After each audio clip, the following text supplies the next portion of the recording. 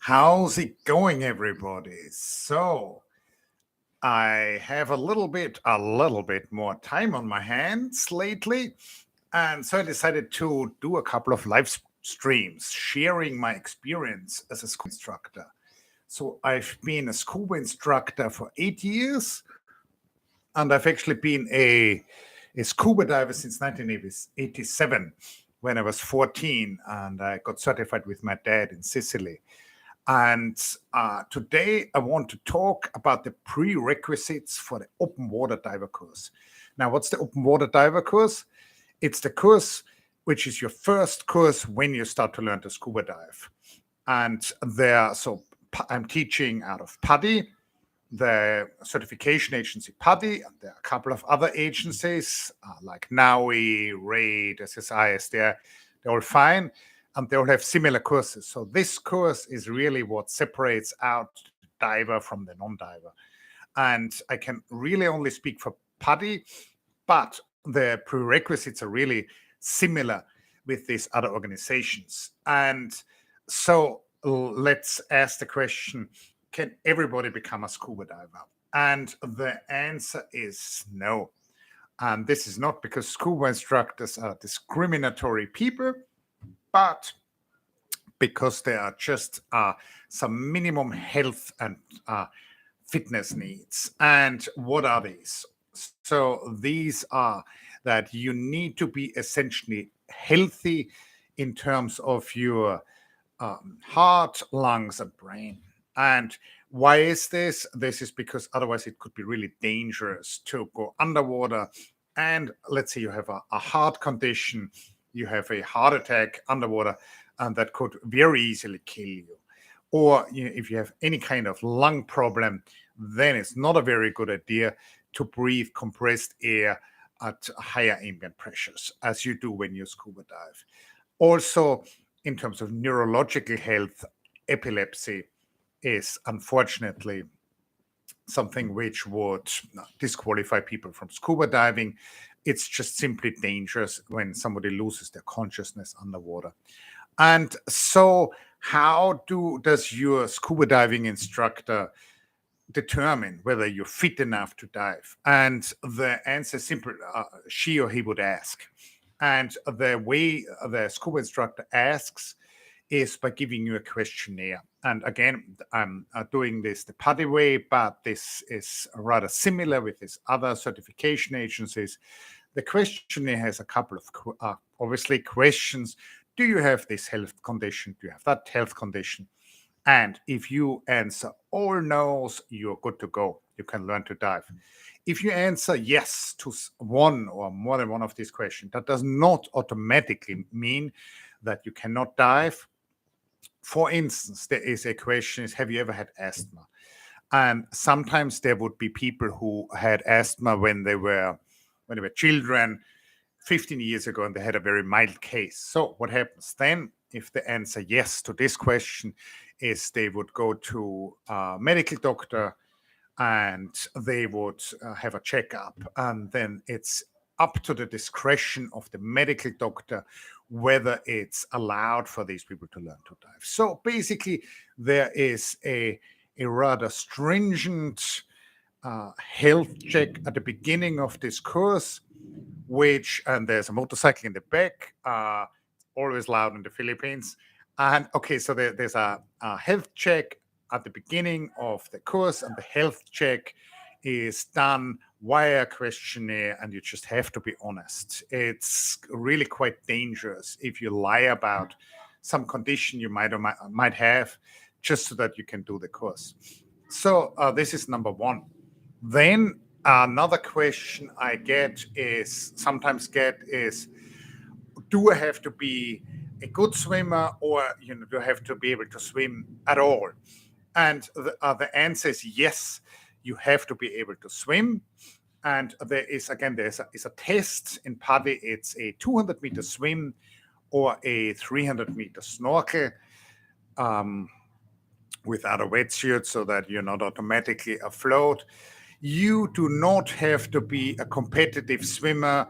You don't have to be a champion in the 100-meter freestyle, in the breaststroke, but you have to be able to keep yourself above the water, and you have to be able to move forward at a reasonable pace. So for the swim test, there is no time limit, but really you have to be able to swim. And again, why it would be dangerous if you try to learn to dive, something goes wrong with your equipment, you ditch your equipment, here you are in the middle of the water, you don't know how to swim, you're going to sink and drown. This point, I would like to tell my favorite joke. There is a man drowning, and he's saying, I sink, and a German guy comes by and says, what are you thinking about? To come back to the prerequisites for the open water diver, so you have to be able to swim. Now, beyond that, there are really no major fitness hurdles you have to take. So the scuba gear with a full cylinder and some weights to keep you underwater weighs about 20 kilos. It's a good thing if you can stand up and walk with that, even if you have back problems and you can't. There are workarounds. So, your instructor later on, while you're certified, your dive buddies can, already put that gear in the water, and you can just put it on in the water. You don't have to be particularly strong, or you don't have to have great cardio for diving. That being said, any fitness qualification you have, the fitter you are, the stronger your back and your shoulder to carry the gear, and your legs, the stronger your legs are, the better. If you have really good cardio, if you can be physically active without problems for 2 hours a piece, and that will also help. So these are not good physical fitness is not something you have to do this open water diver course, but it's something which will definitely help you. So I have taught students who eventually passed, but they were struggling during the course because they were just not very fit. And this is nothing personal. I'm not judging these students. They were really interesting and intelligent people otherwise, but it was just the fact that they were out of shape, and so they would have had a much easier time had they been a little bit fitter.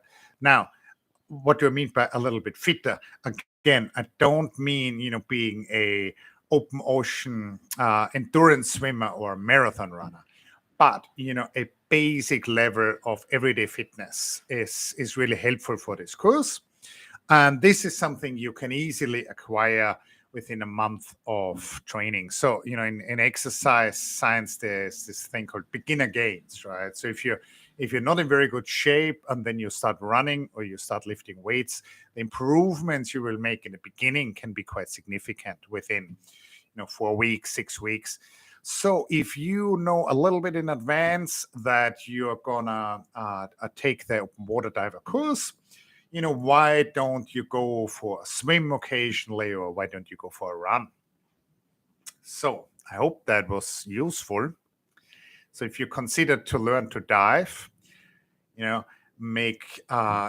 just have to consider the question: Am I healthy enough?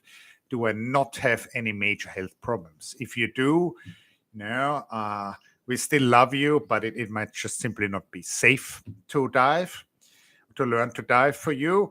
And then you should ask yourself the question: can I reasonably swim?